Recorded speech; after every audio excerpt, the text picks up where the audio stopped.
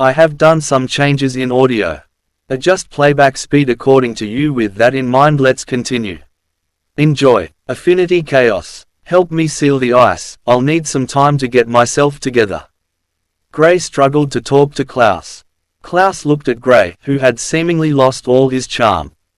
Even a person whose entire body was burnt looked better than what Gray looked like right now. Gray could care less about his appearance, his life was all that mattered to him right now. If only there's a way to get this image of him. Given his freakish healing abilities, he'll recover his looks in a few days at most. I'd like to see this and remember the days when he was not as handsome as I am. Klaus thought to himself, pained at such a missed opportunity. If any of those present knew what was going through his head at the moment, they would definitely beat him up, especially Alice. Klaus helped Gray seal himself in ice before they took Gray away. Their entire conversation and encounter took place within a few seconds. Immediately after they left, a few people arrived in the area. They looked at the black blood on the ground and someone snickered. People overestimating their abilities once again. I wonder why they always try to enter this hell just to try to get a treasure. There's no reward without a certain level of risk. I'd like to see the fool who tried to get themselves killed this time around. We're a bit too late. And since the person isn't here, it looks like they survived. Not for long. Given the toxicity of this miasma, the person has a few days left to live, at most. I'll be surprised if they can leave this area. At a corner, two men stood side by side, staring at the people currently discussing about the potential death of the person who left the miasma. Can you sense the presence of the miasma energy that left this place? One of the men asked. No, it vanished just at the entrance to the miasma. It's like it never got out. The other man replied. Should we be worried? The thing we want will be available in a few weeks at most. We have to get our hands on it. There's no need. No one knows we're here, and it's best to keep it like that. With the others rushing to the god's tomb, this is the only chance we have. Miss this, and we're toast. I see, we should head back. None of those present sensed the aura of the duo. After their short conversation, they disappeared just as silently as they appeared. They didn't want to waste time speculating over something they didn't know anything about. Since the person is most likely going to die, there's no point in them wanting to find out more. Thousands of gnomes risk their lives every month for a chance to obtain some magical treasures, so it's normal for this to happen. In fact, across the entire gnome world, this place has one of the highest death rates of explorers, yet it's still being explored. The reason for this was because a few hundred years ago, it's said that there was someone who managed to explore to a certain level and survived. This person went on to become a legendary talent. Presently, he's regarded as the strongest gnome in the gnome world. His story has encouraged a lot of gnomes to try to explore this place, but the story has almost always been the same for most of the explorers: death. Ellipsis. In one of the 7 islands, the bunny leader, who had bunny spies across the entire 7 islands, took them to a secure location and they watched as Klaus roughly dropped the ice cube Gray was in. Gray was currently in a cross-legged position, and the ice cube had turned black. At the moment, they could barely see his body, just the shape of his figure. The grass around the place where the ice was dropped started to freeze from the extreme cold, but not just that, there was a deadly poison that followed the cold. The flowers turned from blossoming yellow to a grayish black. They looked like they've lost all colors, but one could easily see the danger that lies within. In the cave, there was a lotus that seemed to be completely okay. Even when the rest of the flowers were showing signs of being corroded, this lotus stood proudly, close to Gray's ice cube. No one present noticed this. Klaus and Reynolds retreated as far as they could in the guise of patrolling the area to keep Gray safe, whereas Alice knew that they were avoiding any form of contact with Gray's current state. Alice gave Gray some distance as well, while also checking the surroundings. The bunny leader and Void disappeared from the location. As much as they would like to help out, this was a poison miasma that they were all powerless against. In the entire group, the only person who could deal with this issue is the one who has been affected by it. All they can do at the moment is wait. CH 1631. Inside the ice cube, Gray was fully conscious. He was trying hard to stop the miasma from corroding his body. He could feel his mind wavering, a sign of the miasma as well. This miasma wasn't normal, hence its outrageous ability to attack not just his body, essence, but also his mental energy. If his body is badly corroded, he could still fix it, but the moment his consciousness is corroded, then it's all over. This is something he knew about, so he did everything in his power to keep himself awake, and at the moment, the only thing keeping him conscious is the pain he is going through from his flesh constantly falling off and regrowing. All his muscles were being broken down and then regrown at a frightening speed. This was a painful situation, but this is the only solution he has to keep himself awake and sane. If he lets his body heal up quickly, his consciousness will not be able to fight against the corrosion given the short time. So he planned to keep himself awake by treating his light element like a switch that goes on and off. His muscles would be destroyed by the miasma, and he would use the light element to heal them, just to stop using the light element so as to allow them be destroyed once again, using the pain to keep himself awake. In that state, time didn't seem to matter to Gray as a second turned into a minute, and a minute into an hour, and an hour into a day. He lost track of time, and entered a state of constant repair and damage, going through excruciating pain with each turn. He was completely clueless about what was happening outside the ice cube. Novel.com. What the hell is this? You call this cooking, you pig? Well, at least I am willing to try. You couldn't even set up the fire properly, you dumb fuck. Your entire brain is filled with water, and I'm disappointed I allowed myself to become friends with someone like you. What the hell are you even talking about? I saved your life a few days ago. If I knew you were going to give me this piece of crap to eat, I would have preferred if that squid ate me. Klaus, don't think I won't beat you up.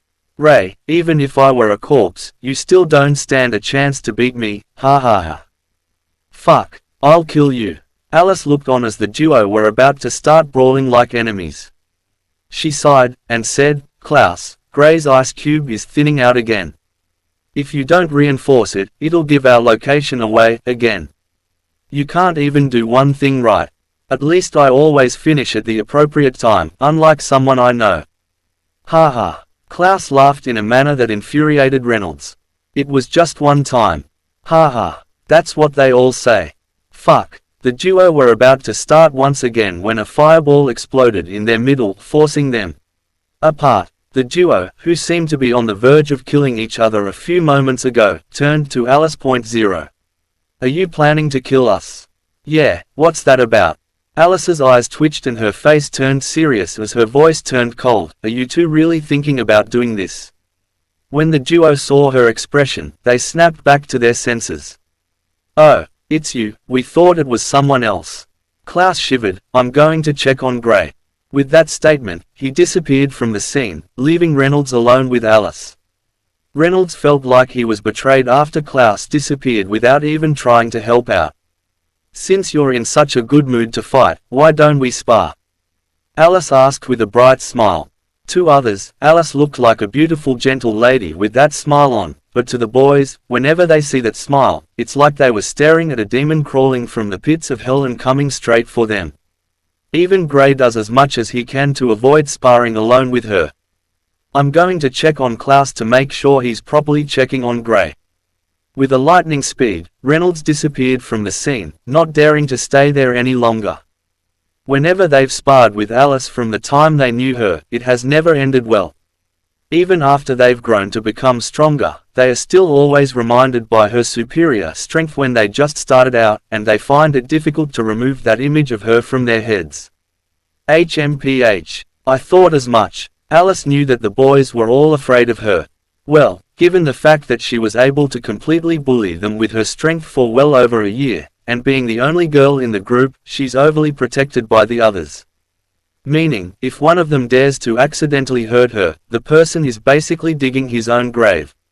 From what Alice knows, even though neither Klaus and Reynolds had visited while she was training in seclusion, they were actually seen once close to where her faction was located. Even though they've denied it, she knew they went over to have a conversation with her supposed partners. She chuckled at the thought of how her boyfriend started acting a bit differently when she came out of seclusion. It was only after a few days together she was able to convince him not to worry about them, that they were just being overly proactive and didn't mean any harm. Luckily, Gray didn't have the time to visit him, if not, he would have been scared shitless. Ellipsis. In the cave. The entire cave has turned into a place for the dead. Literally every living thing in there is dead due to the gas exuding from the ice cube. When Klaus arrived, he saw that the miasma had thinned down considerably. He furrowed his brows as he looked at it. Reynolds appeared behind him and locked his brows as well. The ice is getting destroyed at a faster rate. This isn't good, is it? Reynolds looked at Klaus. Klaus shook his head. One has to know that Klaus has one of the toughest ice creation abilities out there. Even Alice's Sealy paled in comparison to Klaus, yet his ice was being thawed out within the space of a day. During the first period, it could last for at least 3 days, but after a week, the time was reduced to a single day. During one of the times, Klaus wasn't around since he didn't expect the ice to thaw out so soon, so their location was exposed to a few magical beasts. Luckily no gnome was around. The bunny leader indeed picked a good spot. All the flowers in the cave were dead, and even the walls of the cave looked like it had aged by over 100 years. Klaus reinforced the ice cube and walked out, standing some meters away from the cave. Alice came to join them, and seeing the situation, she had a worried look on. "Don't worry about that guy, at worst is just going to look like a corpse, but he will be alive." Klaus consoled her, not that his words were comforting since he seems to be implying Gray wouldn't be able to keep his normal appearance. "Do you even want him to recover?" Reynolds couldn't help but ask. "Of course. How else do you think we'll be able to safely leave this place without him?" Klaus looked at Reynolds like he was a moron. Without Gray, they would technically be trapped here. And if the top experts of the gnome world returns, then they could as well just hide here for the rest of their lives.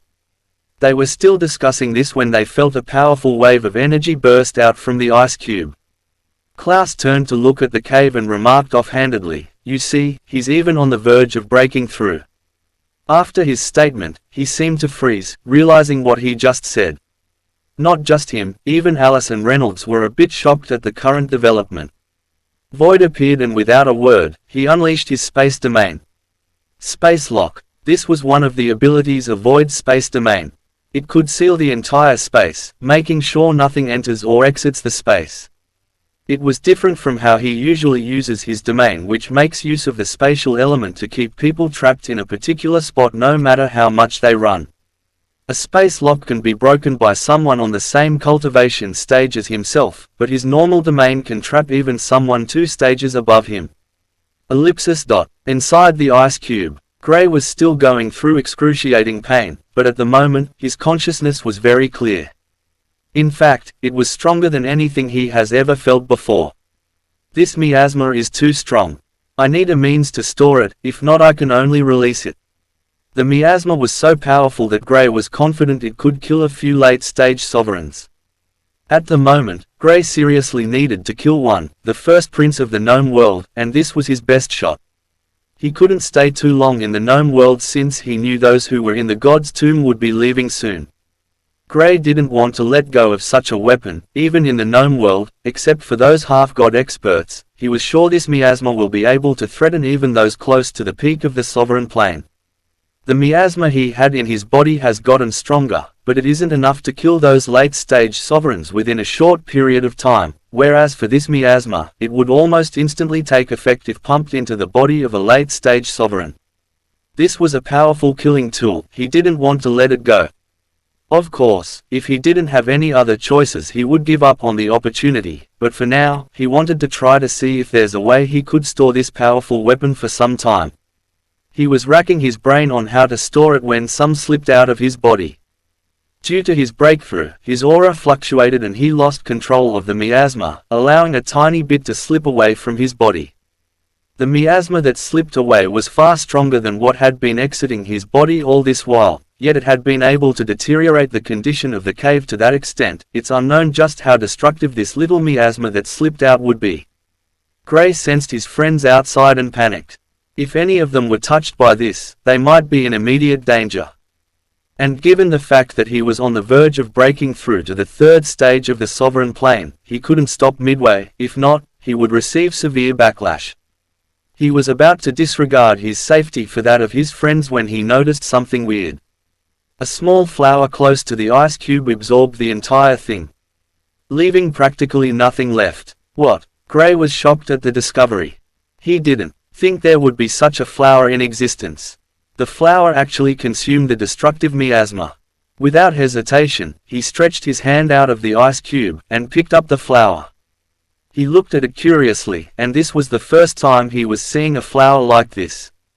He didn't know of anything with such properties in the human world, so it might be unique to not just the gnome world, but to the 7 islands. Haha, I've struck gold. If I can use it to store the miasma in my body as well as the miasma in that place, I can decimate the entire capital city of the gnome world within a day. Gray's plan was simple. With this flower as a tool, he would store more of this dangerous miasma and unleash a few in the capital city of the gnome world. With the experts gone, he could basically wipe out the entire gnome capital city with just it. Without hesitation, he started channeling the miasma into the flower. In the space of a few seconds, more than half of the miasma in his body had been sucked in by the flower. The flower gave off a radiant glow at this point and grew a few inches bigger.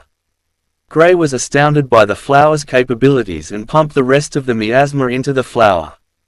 But just when he was on the verge of pumping everything into the flower, he noticed a thin crack appear on the body of the flower. He paused and studied it. His excited mood died down when he saw this. Even this miraculous flower has a limit, it seems. He wanted to store it in his storage ring, but when he thought about the possibility of it being able to damage everything in there, he decided against it. With his current abilities with the space element, he could at least open a space in his body that was a few inches big. That should be able to store the flower. The flower disappeared from his hands, and the little that was left from the miasma was refined by Gray. Since he could store miasma in his body, he decided to strengthen it with the aid of this miasma. Gray focused on his breakthrough, and also refining the miasma. Outside the cave. How long does he need to break through? Klaus asked, hoping Gray would hurry up his breakthrough. Gray was the one who told him they needed to leave soon, yet he had delayed him here for almost 2 weeks. When they felt his aura fluctuations, they felt he would break through within a few hours, but it has been over a day. Alice didn't respond. She looked on worriedly as well. Usually, a normal breakthrough to the 3rd stage of the sovereign plane shouldn't take this long. Could he be in trouble? Reynolds asked the question the others had in their heads. They all exchanged worried looks, and Klaus stood up. There's no way to know if we don't check it out. He walked in the direction of the cave. Are you forgetting how dangerous the miasma is? Alice asked. What if this is the only chance we have to save him? Klaus asked. His question jolted the others and the duo walked to his side. The trio nodded to each other and walked into the cave. If Klaus went alone, he would find it hard for him to destroy the miasma on his own if he was attacked by it. But with the other two by his side, they had a high chance of destroying it. Klaus was about to make a move when the ice cube cracked. The crack from the ice sent a chilling cold down the spines of Alice and Reynolds, with Klaus being the only one comfortable with the temperature. He has cultivated in a place colder than this, so it was nothing new for him. Well, it wasn't like he wanted to do it, but rather he was forced to do it by his faction leader. The cracks on the ice continued to spread, and before long, the ice shattered, leaving only a white mist. A figure could be seen standing in the mist. Klaus instinctively stretched his left hand and closed the eyes of Alice. You really are a dumbass, Klaus commented when he saw Gray's current state. Gray was standing stark naked right in front of them. It wouldn't have been anything serious if they were there alone, but Alice, a lady, was present. Oh shit, my bad. Gray didn't realize that his clothes had been completely destroyed, and even his defensive magical weapon which acted as a form of clothing was seriously damaged and was currently within his body. The item could merge with his body, so he could bring it out at will. Since it was seriously damaged, it automatically went within his body to gradually fix itself. It had been a while, so Gray could feel that he could at least use it for clothings, even though its defensive properties wouldn't work well. He didn't think he needed it for now. A fancy black coat which had the insignia of a cat on its left shoulder appeared on his body, and a grayish-black shirt and trousers as well as a pair of boots appeared on his feet. His short hair had grown a bit longer than it usually is, and it was seemingly well combed back, with a slight parting on the right side. Klaus's eyes twitched when he saw this. "Didn't your face get burnt at least?" he asked, and felt a powerful punch on his back that sent him flying in Gray's direction. Gray sidestepped, not trying to help Klaus in any way or form. Klaus, on the other hand, would never allow something like that to happen. Being a seasoned fighter, he quickly stretched out his hand and tried to grab Gray. If he was going to slam into the wall, he needed company. Gray didn't expect Klaus to do something like this, but he was still prepared nonetheless. Knowing how cunning Klaus is, even though he didn't expect it, it didn't mean he didn't plan for it in case it happened. Klaus's hand passed through Gray's figure, and with no way to grab anyone, he slammed into the wall, alone. Gray smirked. He turned around, only to receive a punch of his own that sent him flying. He crashed into the wall, right beside Klaus. Reynolds wanted to burst out laughing so badly, but seeing the figure that dealt out the powerful punches, he kept a serious expression. Alice couldn't help but shake her right fist after punching Gray. Gray's body was too strong. If not for her personal strength, she was almost certain that her wrist would have been broken. "Are you trying to break my wrist?" Alice asked in an unreasonable manner. Gray could barely understand what was happening. He just broke through. Why was he being beaten? What did he do? "You're the one who..." He was about to speak when he saw Alice's eyes. "It was an accident. I didn't know I've gotten this strong." "Are you saying I'm weak?" Alice raised a brow. Gray felt like his world was falling apart. Klaus and Reynolds, on the other hand, were gloating at Gray's misfortune. Klaus knew the reason Alice punched her, but he didn't understand why she punched Gray. In the group, Alice is the only one who could put Gray in such a position, and he couldn't do anything about it. It's not like he couldn't try to stop her, but he didn't dare to. Klaus and Reynolds gloated at Gray's misfortune as Alice spared with him for a few minutes. He lost, naturally, but he also tried to force Alice to use most of her strength. The duo stopped fighting and Gray looked at Klaus, his lips curled up, and he said mockingly, "You're still in the second stage." Klaus's previously happy expression disappeared when he saw Gray's facial expression and heard the tone on Gray's voice. He knew Gray was mocking him. "I saved you, ungrateful bastard." Klaus was annoyed. "Hee, you wish." Gray chuckled and gave Klaus a disdainful glance. Klaus wanted the ground to open and swallow Gray up. "Fuck. We should have pushed him back." Reynolds nodded in agreement. Although Gray is very reserved, occasionally, he tends to show his arrogance. And there was nothing they could do about it because he could afford to be arrogant. Every one of them could afford to be arrogant in front of other geniuses, but Gray was on a different level. He could almost take them on single-handedly.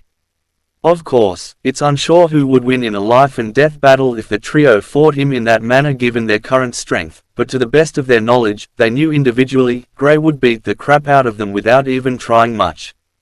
Klaus looked at Reynolds and whispered, "What if we get Void to help? He has always wanted to beat him up as well. One of the biggest issues with fighting Gray is his space element. If that was completely removed, and he's allowed to fight all four of them, their chances of winning is well over 70%. Void is terrifyingly powerful. In the group, he could be said to be the second strongest as long as he isn't being lazy." Gray looked at them, and when he thought about Void's character, he could almost tell that Void would take up the chance in a heartbeat. "I really need to make him forget about this. Hey guys, are there any good beasts here? It's been a while since we ate seafood." The second Gray asked this question, Klaus's ears perked up. He was poisoned by Reynolds's food the previous day and has been dying to have a taste of a good meal. "Actually, I have the perfect sea beast we can use for the food." Klaus raised his hand and a brilliant smile appeared on his face. Reynolds wanted to speak, but Klaus stopped him. "After almost killing us, do you think you have a right to speak about what we eat?" Klaus glared at him. "Almost killing you guys." Gray was a bit taken aback. He knew Klaus has a knack for exaggeration, but seeing Alice's expression, he was curious as to what happened. "Here." Klaus tossed a piece of meat to Gray. Gray grabbed it, and his nose was attacked by a horrifying stench. "You guys ate this thing?" he asked, feeling pity for them. "He cooked it." Klaus pointed at Reynolds. "At least I tried. What can you do?" Reynolds didn't want to take this lying. "Shut the fuck up. The next time I see you even attempt to cook, I'll personally kill you." Klaus yelled at him. "Do you think you have what it takes?" Reynolds sneered. Try that abominable act you did yesterday once again and see if I don't knock a few teeth out of your mouth." Gray chuckled as he saw Klaus and Reynolds having a go at each other. He didn't think Reynolds attempted to cook, and the fact that it was that bad somewhat justified Klaus's anger. If he were in the same position, he would want to break a leg or both. They soon headed towards the ocean, and Klaus, with shocking precision, took them to the nest of a giant squid under the water. Under the water. When Klaus saw the squid, he laughed, "Little squid, daddy's back." A fierce battle ensued after this statement. One thing worth noting is that the squid has the strength of a 5th stage sovereign. But with all 4 present, they were able to quickly subdue the squid. An hour later. An amazing aroma wafted through the air in the island the group were currently resting. Gray used the squid to make a soup that was enticing. Just the aroma alone was enough for a battle to start. Given the fact that he likes eating good food, Gray is always equipped with all the cooking materials, with the exception of the meat they will be using for the food. In this case, they used a squid. "Ha ha. You almost ate me, but guess who's going to end up in my belly?" Klaus was delighted beyond words. It was as if he just defeated an archenemy. Gray didn't care about this and served them all their plates of food. Void and the bunny leader were not left out.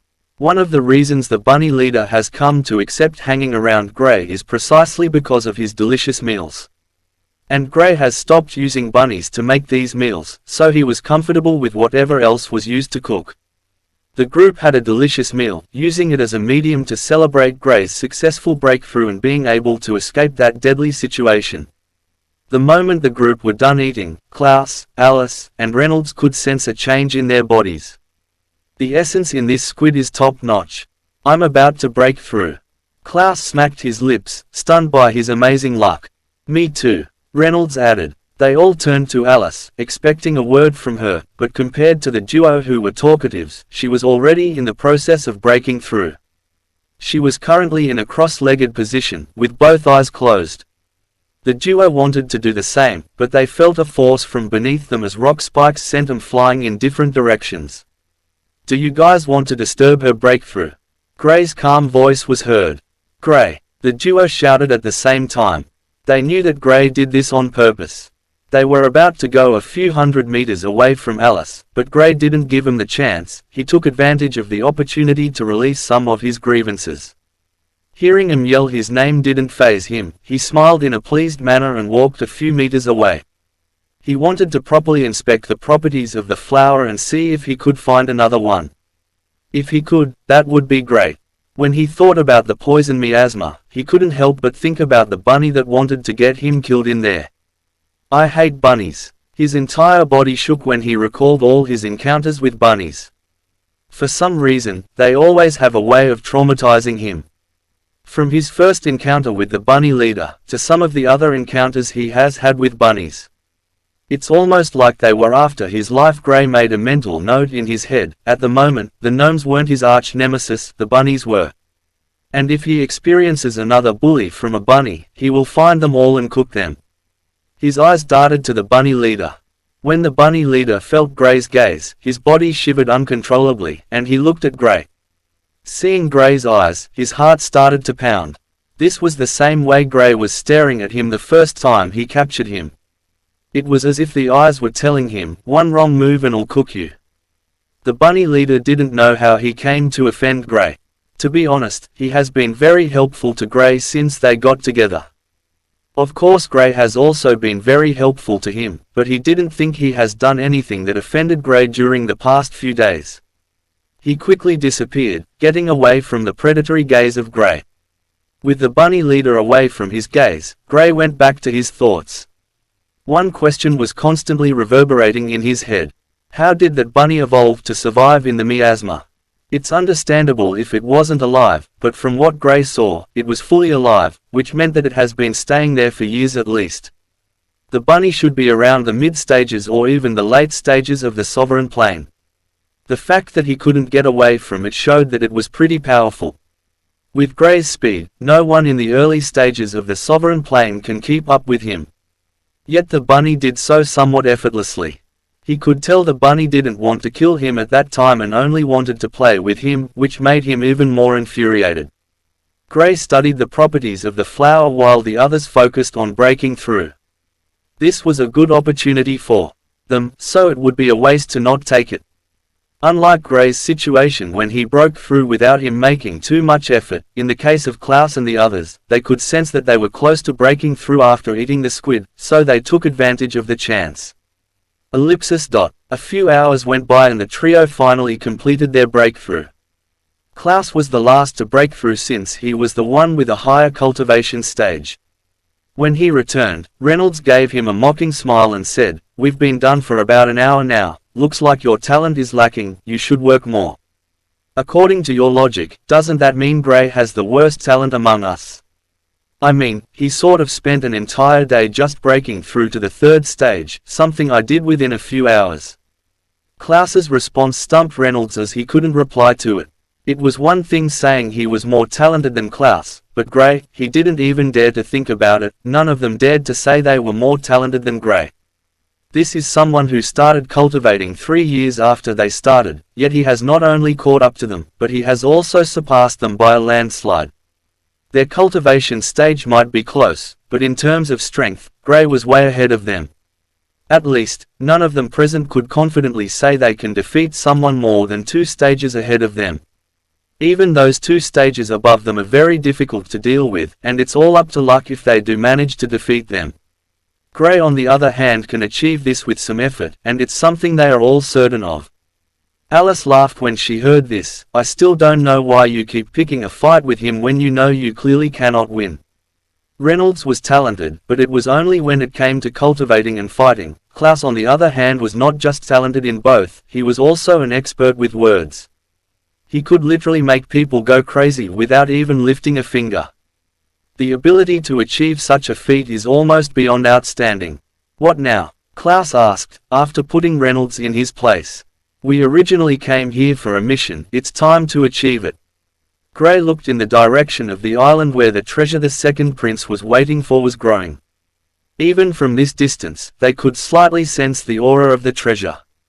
If Gray had not been in trouble, they wouldn't have spent this much time here. From what Gray could tell according to the bunny leader's information, the treasure will be ready in a week or 2. "Alright, let's go then," Alice said. Gray nodded and the group headed in the direction of the island. "By the way, what got you in that state?" Alice couldn't help but ask. Due to Gray breaking through and also preparing a meal for them, it slipped her mind. Now that they were somewhat free, she remembered. Gray's expression changed slightly as he said, "I was attacked by a creature staying in there. I didn't get the chance to see it properly, but it seems to have adapted to living inside the miasma." "I see. To think there are creatures this unique," Alice commented, stunned by the information. "Any miasma is dangerous, much less something like this. She has seen a few miasma, and none of them made her feel as much dread as this one. Just staring at it made her feel like her mind was being corroded." "Do you have any plans of heading there for revenge?" Klaus asked while rubbing his hands together. He went back to the squid for revenge after he was almost killed by it previously, and they cooked it. He couldn't help but wonder if Gray wanted the same thing. He didn't have any thoughts of eating this one though. After all, this was something that would have gathered a lot of miasma in its body. He didn't believe it's safe to eat it. Gray gave the bunny leader a glance, and the bunny leader sensed it. The bunny leader overheard their conversation, but he didn't understand the reason Gray has been staring at him as if he wanted to get revenge against him since he finished healing. "Not now, maybe sometime in the future," he replied, and the group continued their journey to the island. On the island where the treasure was about to be born, a lot of experts were camping around the place. Most of them were hiding, but it wasn't hard for the bunny leader to point out their locations to Gray. With the bunny leader's help, Gray and the group managed to easily pass through all the experts that were camped there. They knew that getting involved with these people now was too dangerous. They found a place to hide and Gray continued on his own. He had a better chance of escaping when he was alone, so he told the others to stay there while he went with the bunny leader. Void was left with them as a means of escaping and quickly contacting Gray and the bunny leader in case of any dangers. Gray and the bunny leader soon got to the place. He could sense the gazes on him, but he didn't care. His Highness said feeding this thing with some treasures will make it fully develop before the supposed time. He murmured in a soft manner, but in a way those watching would know who sent him, while also wearing the insignia of the second prince. He brought out a few treasures that were given to him by the second prince and started to crush them, forcing the essence into the tree that was before him. He didn't expect such a tree to be a treasure. The tree didn't have any leaves, nor were there any fruits, rather, he could sense the treasure within the body of the tree. The tree covered the treasure in such a way that it was able to block most of the aura of the treasure. If not for this tree, more people would have sensed the presence of such a treasure by now. After Gray was done, he didn't think too much and retreated, but he didn't go too far. He sat down cross-legged and waited patiently. The next day, he walked up to the tree and did the same. While he was doing it, he saw a change in the tree, but it stopped abruptly. Even after putting more treasure, he didn't see the same reaction. He couldn't help but sigh in disappointment. If only the second prince gave me more treasures, I wouldn't have to wait here for any longer. His words made the eyes of those waiting in the shadows light up. This was the chance they needed. None of them had thought of feeding the tree the essence of other treasures, so it's natural that after being given the nudge by Gray, they wanted to try it out almost immediately. They've been here for a long period now just monitoring this tree. As long as they could get the treasure, then it was all worth it. When these people saw Gray's clothing, they knew he was sent here by the second prince, but they didn't care about offending the second prince for this treasure. As long as Gray didn't leave this place, they didn't have any fears. There's no way the second prince would know who did it. Since this isn't being handled by the Emperor's personnel meant that the second prince kept this from the Emperor. The Emperor would be infuriated by the second prince's actions if he finds out. The second prince can't expose me, and as long as I'm strong enough, the Emperor will not want to lose such an expert. The little prince just blasted himself on the foot. This was the thought of the other parties present. They knew how obsessive the Emperor was about acquiring top treasures on such a scale, and they also knew how he wanted to build a large group of experts with him. If the second prince exposed this, there's a high chance the Emperor will severely punish him. If he didn't, he can't threaten the person who takes it since he wouldn't have a clue who the person is. Whoever the person is can just hide and then come out years later when he's strong enough to the point where the Emperor wouldn't want to offend them due to their strength. As powerful as the Emperor and those under him are, they wouldn't want to offend a half-god expert, even when he has multiple half-god experts himself. Gray could sense the unease around the place. He knew his aim had already been achieved. All he needed to do is give them the space they needed to feed the tree. He didn't want to waste all the free treasures he was given by the second prince, so of course he's not going to try to use them all. Most of the people here were all old guys who had a large storage of treasures with them. They wouldn't mind offering a few to hasten the process. Gray was about to leave when a figure appeared before him. He raised his brow and looked at the figure, a puppet. He didn't sense any life force in the figure standing before him and knew from the start that it was a puppet. From the looks of it, they wanted to take him out to make sure he didn't bring in more people that would help him secure the treasure. Gray bowed respectfully and said, "I'm on a mission for the second prince, may I know who Senior is?" He waited patiently for a response, but as he expected, no one came out, just a puppet that was in the fourth stage of the sovereign plane. Gray kept his aura hidden, so he was still a second stage sovereign to the gnomes here. He wanted to take it lower, but unfortunately, for some reasons, his cultivation level and body strength was too buoyant that it was practically impossible for him to reduce it to anything below the second stage. As annoying as it was, he didn't mind. Gnomes all have puppets they fight with, so he knew these puppets will be sent after him if a fight eventually breaks out. And a fight didn't even need to break out before he saw the first puppet standing before him. His eyes turned cold as he snorted, "Humph. I can't believe you're blocking someone sent from the royal family. Does this mean you're declaring war against the royal family?" Once again, he was met with utter silence. He didn't panic, as he prepared to escape. With a powerful scream, he attacked. The puppet blocked the supposed attack, but to the shock of who was controlling it, the attack which was supposed to be aimed at the puppet was sent straight at the tree. The puppet moved at breakneck speed, forgetting about Gray as it charged towards the tree. Gray smiled, and instead of trying to escape, he stretched out his hand and an arm made from the earth element rose from the ground and grabbed the puppet.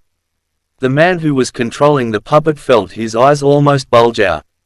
He wanted to save the treasure, but Gray was stopping him. Not just him, but the others who were hiding all came out of their hiding spots and stopped the attack from reaching the tree just before it could hit it. There are so many of you who want His Highness' treasure. Who would have thought? Gray said with a calm expression, but at the moment, he was in a position where escape was very easy. He sensed the aura of the people in front of him, and the strongest was an 8th stage sovereign. He didn't show any signs of fear as he looked at them. "You little rat, so this was your aim all along?" one of the gnomes asked. Gray counted a total of 8 gnomes, and only one of them was in the 5th stage. In a real fight, that was probably the only one who stood a good chance against. But then again, these were gnomes who relied heavily on the use of puppets. Gray could be said to be their worst nightmare. In a case like this where there are top experts in the late stages of the sovereign plane, Gray knew his chances of victory were none.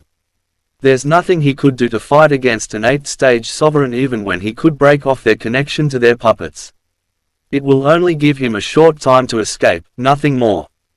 Unless he can fuse all his elements and use the strongest form of the fusion orb, he didn't stand any chance against someone like this. In a case like this where there are top experts in the late stages of the sovereign plane, Gray knew his chances of victory were none. There's nothing he could do to fight against an 8th stage sovereign even when he could break off their connection to their puppets. It will only give him a short time to escape, nothing more. Unless he can fuse all his elements and use the strongest form of the fusion orb, he didn't stand any chance against someone like this. He couldn't help but recall his fusion state. If he still had access to that, he would have been able to fight him without any fears. What a shame. This was the first period he has genuinely missed the fact that he couldn't use the fusion state any longer. Most of the battles he has been in had all generally been with those in the same stage or 2 to 3 stages above him. He could still deal with that, but anything above 3 stages was practically impossible for him to achieve. He couldn't use the full extent of the fusion orb, but due to the power it contained, it's very difficult to keep it in a stable state. At the moment, he has no issues with creating a 5-elemental fusion orb, but that was his limit. Since entering the gnome world, he hasn't had any cause to use such a destructive attack, so it has been kept hidden all this while. Gray looked at this group and for some reason, he was thinking if there was a way he could kill them. These were experts, and they would pose a threat to humans eventually given the relationship between them. If he could kill them all, he would be elated. But of course, he didn't have any plans of trying that right now. A necromancer dares to act in such a manner before me. Humph! You must be tired of living. The old man who tried to attack Gray from the start was the one who spoke up. He was a 6th stage sovereign, so seeing that Gray, a 2nd stage sovereign who was also a necromancer, dared to do something like that in front of him was infuriating. Gray saw the old man's attack and blocked. The attack forced him to retreat a few meters back. He already expected such strength, but experiencing it firsthand was even more shocking. I can't hang around any longer. Without any hesitation, Gray's figure was covered with lightning and he bolted out of the place. You think you can escape? The old man snorted coldly and a 7th stage sovereign puppet appeared, covered with a white light. The puppet shot in Gray's direction. Gray, who was escaping, was shocked that this old man actually has a light elementalist at this stage. Light elementalists were very rare, even in the human world, yet this gnome has one as a puppet. It's too fast. Without using all I have, I can't escape from it. Gray calculated quickly as he tried to increase his speed, but the puppet was faster than he was. If it had been a wind or lightning elementalist, he wouldn't have had any issues with escaping from it. But a light elementalist is too fast. The puppet caught up to him, and just as it was about to grab him, he used the space element and vanished from sight. He couldn't care less about showing 3 elements. It wasn't something too out of the ordinary anyway. The old man didn't expect something like this to happen, so when the puppet failed to grab a hold of Gray, he paused momentarily. That was enough. Time for Gray to escape from the area. diving into the sea just outside the island, hiding there with the aid of the water. The old man paused for some time, and recalled the puppet. All 8 individuals looked at the scene, a bit surprised Gray was able to escape from the clutches of this old man. The old man is renowned for his light elemental puppet. He has grown it to become so strong for over 100 years, yet he couldn't catch a young child. "I didn't think you would be here too, old light," a lady said in a soft voice, her words oozing seduction, but they all knew it was anything but. She's older than all of them present, and was also one of the 2 8-stage sovereigns present. She's known for her vile methods, and has been well known for hundreds of years now. The old man who was referred to as Old Light turned to look at the lady. She looked to be in her early 20s, but they all knew otherwise. "Senior." He bowed hurriedly to show his respect. "You can't even stop a child from leaving this place. You'll be in trouble once he goes back to inform the second prince," one of the other men present said. He was a 7th-stage sovereign, and he wasn't one to be taken lightly. "You were here, I didn't see you doing anything to stop him," Old Light said coldly. "From the way they acted, it's easy to see they seem to have some sort of animosity towards each other.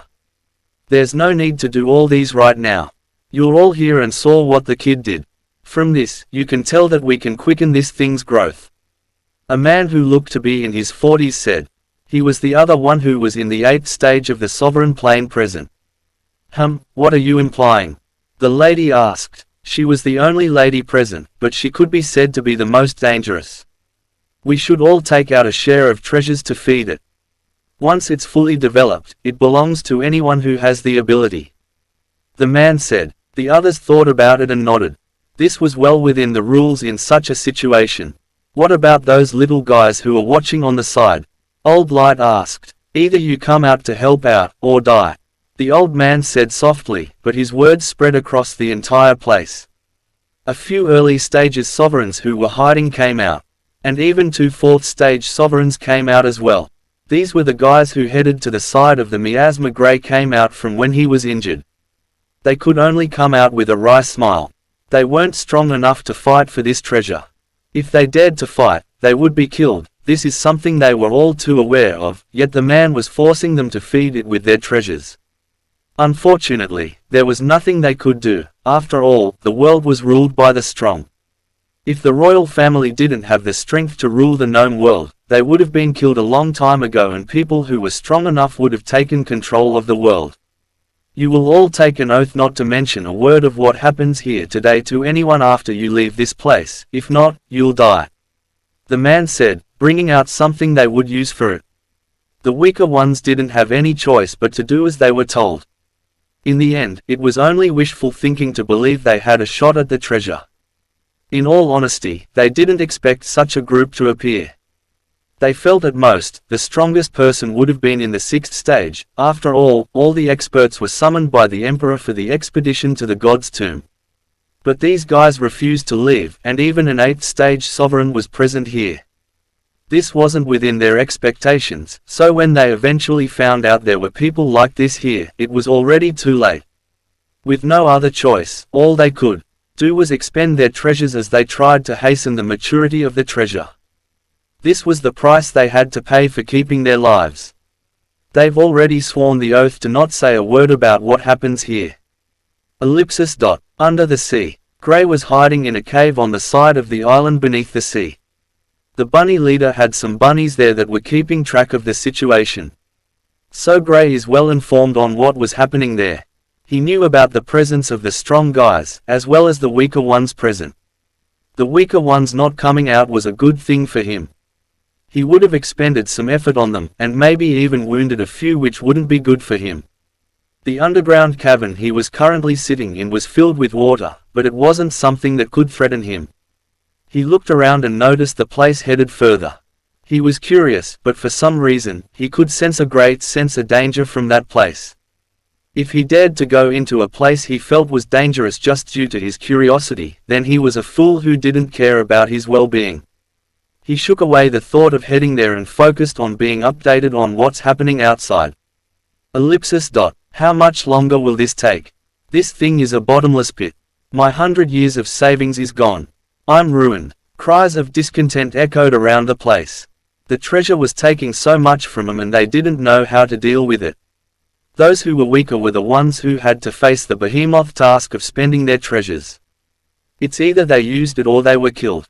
Knowing how ruthless the two 8th-stage sovereigns there were, they didn't dare to stop even though they felt their hearts bleeding. Almost anything of value in their storage ring has been taken out, yet the treasure wasn't fully mature yet. One of them reduced the essence he was putting in. The eyes of Old Light turned cold as he said, "If you try this one more time, I'll kill you." He didn't care that these people were spending all they had. If these guys weren't here, he would have had to spend so much effort. The sacrifice would have been worth it if he manages to get the treasure, but of course, with those duo present, his chances weren't too high. But he has the speed advantage. Once he gets his hand on the item, he would be able to escape. They watched on as the others could only spend all they had. After a few more minutes, the treasure finally started to show signs of maturity. The eyes of those in the early stages who had spent all they had on forcing the treasure to maturity were red from pain and anger, but there was nothing they could do. The two 8th-stage sovereigns were the first to make a move. Before they could get there, a 3rd-stage sovereign that was one of the people who offered their treasure's essence to hasten the maturity of the tree grabbed the item that was covered with light and flew in the other direction. "You're tired of living." The two 8th-stage sovereigns didn't hold back, they attacked without hesitation. The 3rd-stage sovereign exploded out with a powerful aura. His cultivation base moved from the 3rd stage to the 6th stage of the sovereign plane, and an 8th-stage sovereign puppet appeared and blocked the attacks of the two 8th-stage sovereigns.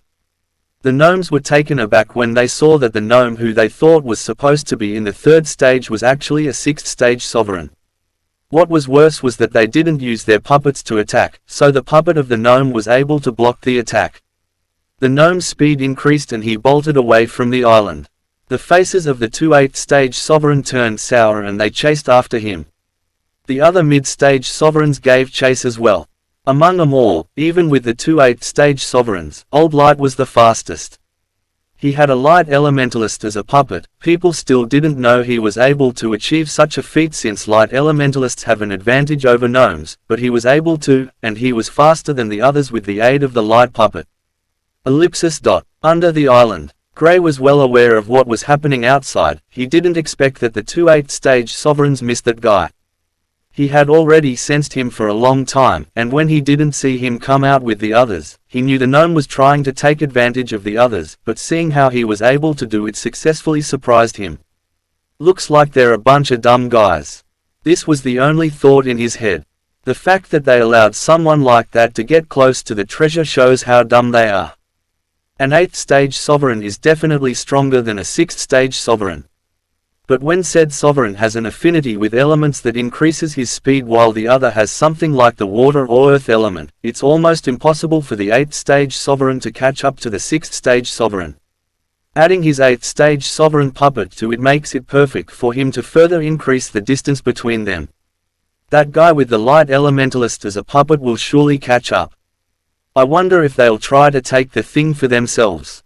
Grey thought about it as his body disappeared into the void. He knew these people weren't trustworthy. If he wanted to wait for them to fight it out, his chances would be slim. He originally thought they would fight there, but he didn't expect this guy to run away with the treasure. The carelessness of the two 8th-stage sovereigns is about to make things hard for him. Far away from the 7 islands. Old Light caught up to the man who took the treasure. "Hand it over and you leave with your life," Old Light said with a calm voice. "And what? You hand it over like an obedient dog to them?" The man didn't budge. He looked at Old Light and continued, "Why don't we share it? We can use it to strengthen ourselves, and we don't have to be afraid of them anymore. You know this will be enough for even 3 people, much less just us 2. Think about it. You're just going to take it from me and give it to them?" The man asked with a cold expression. Old Light didn't respond. He paused and looked behind them. He could sense the aura of the two 8th-stage sovereigns getting closer, and behind them, there were multiple auras approaching. A smile formed on his face. "It's not that I don't want to share it, it's just not with you." The face of the 6th-stage sovereign changed. From the looks of things, Old Light and the two 8th-stage sovereigns had already planned on sharing the treasure, and it looks like Old Light is very confident in their deal. With just us two, we'll have a bigger benefit. Why do you want to take the short end of the stick when you can have an equally long one?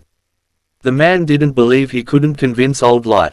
A wicked smile appeared on Old Light's face as he said, with our speed, of course we can escape from them. But why will I share it equally with you? 60-40. The man said without hesitation. He didn't even need to think about it. As long as he could get a share from it, he was satisfied. He didn't want these guys to catch up to them. From what he knew about the lady among the duo in the 8th stage, unless he leaves the treasure behind now and escapes, she was definitely going to kill him. 70-30. Old Light said slowly. You. The face of the man changed, but he calmed down and nodded. Fine, let's go. Hand it over. Old Light commanded. Not. Here. I'm not as strong as you are, Old Light. I can't beat you, nor am I faster than you are. You'll get it when we are safe. The man could agree to giving Old Light 70%, but he wasn't that dumb that he'd hand over the item to him now, when they were still in such a position. Light. Keep him there. A powerful roar came from behind them. They already know we're here together. Either we leave now, or you share it with them. The man said with a cold expression. Hand it over, you don't have a choice here. Old Light said. Come on, give it to me now. Old Light was roaring in his heart. He didn't have the thought of sharing it with any of them. He wanted to take it and escape. Among everyone present, he was basically the fastest. As long as he wasn't stopped, he could escape. Even if it's just a second, he could escape. However, it all depends on if this guy was going to hand it to him. The man had a cold expression on his face. He had paid so much for this, and now he was caught in a dilemma. Hand it over to Old Light, who was stronger and probably get a share from it, or pass it on to the 8th-stage sovereigns and probably lose his life as well. His eyes darted between Old Light and those approaching. Hey, Old Light, do you take me for a fool? I should hand it over to you so you can escape with it and leave me stranded. The man was vexed, but there was no way he would allow Old Light take the treasure for himself. He was a cunning person as well. If he were in Old Light's position, he would want to take the item and then escape before the others came close. He waited, and just when the two 8th-stage sovereigns were close, he gathered all the energy in his right hand, and the item appeared, and with a powerful force, he threw the treasure in the direction the two 8th-stage sovereigns were coming from while he ran in the other direction. Old Light instinctively chased after the treasure. He didn't care about the man. As long as he could get to the treasure before the two 8th-stage sovereigns, he might still be able to escape. Old Light tore through the sky covered in light, shooting straight for the treasure. The two 8th-stage sovereigns overheard what the man said and knew there was a probability that what he said was true. Knowing Old Light, they knew that he could indeed think of something like this. Old Light, if you dare. The man roared angrily as they went towards the treasure. I'm just trying to make sure it's the right one. Old Light yelled back. Just when he was about to get it, a figure stepped out of the void. The figure looked so familiar, and in front of him, the figure grabbed the item with a smile on his face and a mocking laughter. Haha, your stupid greed made everything easier. Grey laughed as he kept the item. Old Light attacked, but Grey was able to block it with ease. After blocking it, his figure entered the void once again. Ah! Old Light screamed at the top of his lungs. He couldn't believe the treasure that within his grasp disappeared right in front of him. What was worse was that if he dared to rush to the capital, he might get executed by the royal family. Old Light, where's the treasure? The lady among the duo in the 8th stage asked with a cold expression. Are you blind? Didn't you see the kid take it? Old Light was pissed off. He didn't have the time to show any form of courtesy to these two at the moment. He just missed the chance to become a top powerhouse in a short period. Not just that, but he knew that the duo saw what happened. They were just asking so they could attack him. He didn't have the time for that. After asking this question, Old Light, like a ball of light, rushed towards the island. He might not be well versed in the space element, but he could sense that at the end of the spatial tunnel which Grey used, he was headed towards the island. The duo exchanged glances and rushed after him. The others who were rushing in that direction saw the ball of light flash past them at breakneck speed. Not just that, but the imposing auras of the duo at the 8th stage of the sovereign plane. They were confused, but they turned around. Ellipsis. Gray appeared at the cave where he recuperated the last time. Haha, I thought I'd have to waste this flower. Looks like luck was on my side. He was delighted. The truth of the matter is that he threatened the man who had the item while he was conversing with Old Light. Well, he offered something in return, a treasure. First off, he'll make sure the man wouldn't be chased by Old Light and the others, and he also told him the location of a treasure. The man didn't dare to go against someone like Gray. He didn't know where Gray was at the time, so even if Gray didn't offer him anything, he would have still tossed the item in that direction. As much as it would hurt, he will only be able to make use of the treasure when he is alive. It was best if Gray and the others fought for it. All that mattered was his life. Gray didn't bring the treasure out. He looked around and shook his head. People keep dying for treasures. He sighed and went to the place where the miasma was located. At the entrance, he left off the aura of the treasure and stepped into the miasma. He left immediately while hiding his aura. Ellipsis. Old Light and the others just got to the island where the treasure was located, and they were about to search the entire island when they sensed the aura of the treasure from far away. Their eyes turned in that direction and they rushed towards it. When they appeared in front of the miasma, their expressions changed slightly. They didn't expect Gray to step into the miasma. Do you think he's inside? Old Light looked at the duo with a cold expression. Impossible, there's no way he would dare to enter this place. He's messing with us. The man among the duo in the 8th stage looked at the miasma with fear. He's sent by the second prince, correct? The lady asked. We should go out to stop him. From here to the capital is still very far. I have a few tricks we can use to intercept him midway. The man replied. You know he's a space elementalist, right? Old Light reminded them. Don't worry about that. I'll gather all there is to know about him within the day. The lady said. The trio moved out, not bothering to stay on the island any longer. The only thing they could do at the moment was stop Gray before he got to the second prince. Ellipsis. Gray went back to where his friends were located, and after sealing the place to ensure not a single aura would leak out, he brought out the treasure. This truly is a good treasure. They all clicked their tongues when they saw it. Just from the aroma, they could feel their cultivation bubbling. All three who just broke through used it to consolidate their realm. Good stuff, good stuff, Klaus exclaimed. Just the aroma alone was enough to do more for them than their personal daily cultivation has done in the past day or so. If they could get a share of this, their cultivation will surely soar at a frightening speed. The second prince can't have this, Reynolds said with determination. He was prepared to fight for it. Gray smiled. Of course not. It's going to be given to us as a show of good faith. Besides, he won't live long enough to benefit from it, so why don't we use it then? Don't we still have to hand it over to him as some sort of formality? Alice asked. Not really. You see, I have a means to kill both the first and the second prince now. I'm just contemplating if I need to take out a powerful elder as well. Gray grinned widely. The eyes of the trio widened, shocked that Gray could possess a method to kill the first prince. To be honest, the only reason they were still here was because Gray still needed more time to be able to infect the first prince with enough miasma to take him out. But now that Gray says he has a method, it means they would be able to leave as soon as possible. How can you kill him? Klaus was curious. He believed Gray could kill someone in the 6th stage if he went all out, but a 7th stage sovereign might be out of reach for him, especially given the fact that the first prince will also have a 9th stage puppet with him. Not in a fight, if that's what you're wondering. Gray brought out the flower, and the aura it released sent chills down the spines of everyone present. Even Void and the bunny leader looked at it with horror. They could tell that the miasma inside could kill everyone present. Put that away. Klaus retreated, covering the area with a white mist that solidified the invisible mist that was leaving the flower and headed towards them. Gray recalled the solidified miasma mist and forced it back into the flower. Don't worry, I won't put you guys in danger, you moron.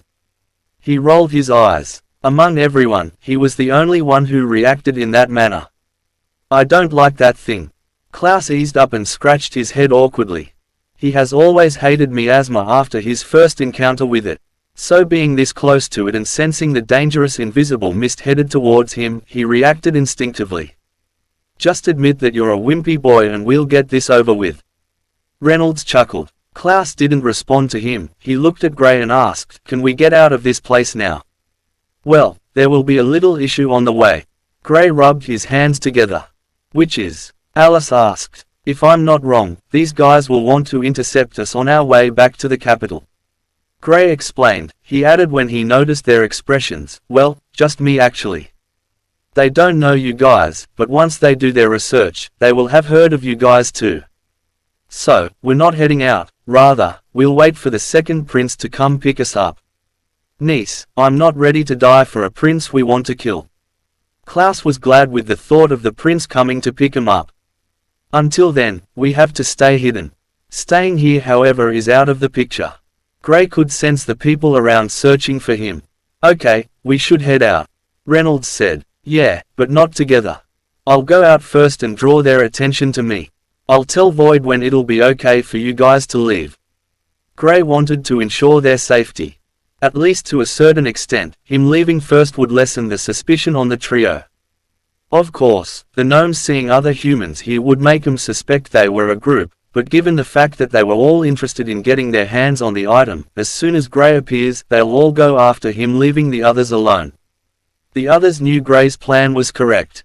Besides, in terms of escaping, Gray had a higher chance of escaping when he was alone. If he has to worry about others, it'll hold him back. After confirming the plan with the others and where they would meet up, Gray left the hiding place and he reappeared in the same place the gnomes tracked him to. He didn't need to do too much, just a slight release of his aura, and then disappearing towards a certain direction made it all work out.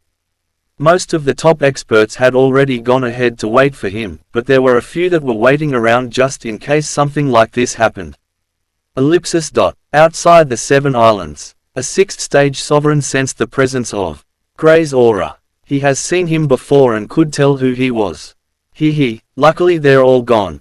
This kid is strong, but from what I can tell, he's not in the fourth stage yet. I'll kill him and take the treasure.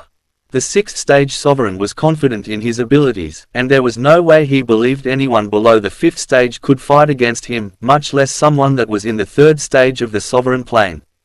He felt the reason Gray was able to escape on both occasions was due to him being able to catch him off guard with the element of surprise.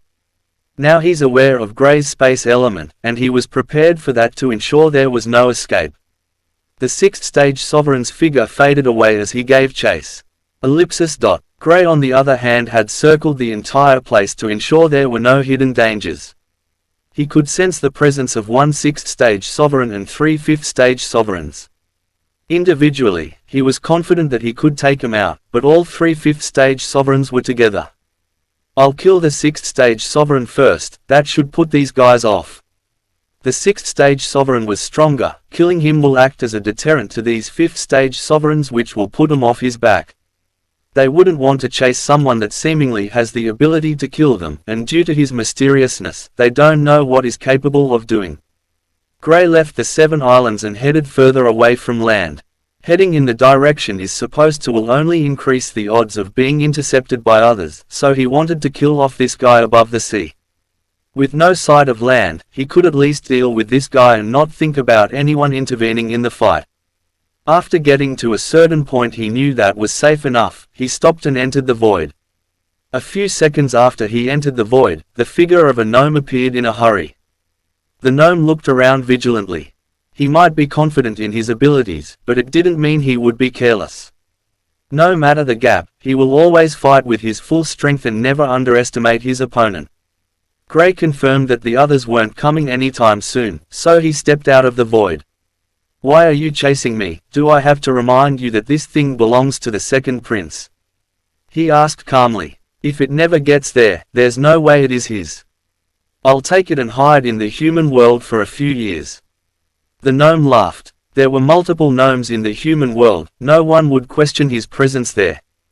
"Is the life of your family worth just this much?" Gray shook his head, looking at the man in a disappointed manner. "Don't worry, you won't be privileged enough to hurt them, I'll kill you here myself." The gnome didn't show any fear. If I were, I'd be scared, Gray said and attacked. The gnome didn't expect Gray to make the first move. He wanted to assess the situation before attacking, but with Gray attacking first, he didn't have a choice. The others won't be able to catch up if I kill him fast enough. After coming to this conclusion, the gnome didn't hold back and fought back. Gray's attack might be strong, but as expected, he was a 3rd stage sovereign while going up against a 6th stage sovereign. The gap in strength was massive. Anyone else would be trampled. Gray blocked the gnome's attack calmly. He didn't show any panic. He focused on blocking the attacks. As expected, a 6th stage sovereign is too strong. He shook his head after the first 3 exchanges with the gnome. Never be at peace. Rather than watching, he joined in on the battle, drawing close to Gray.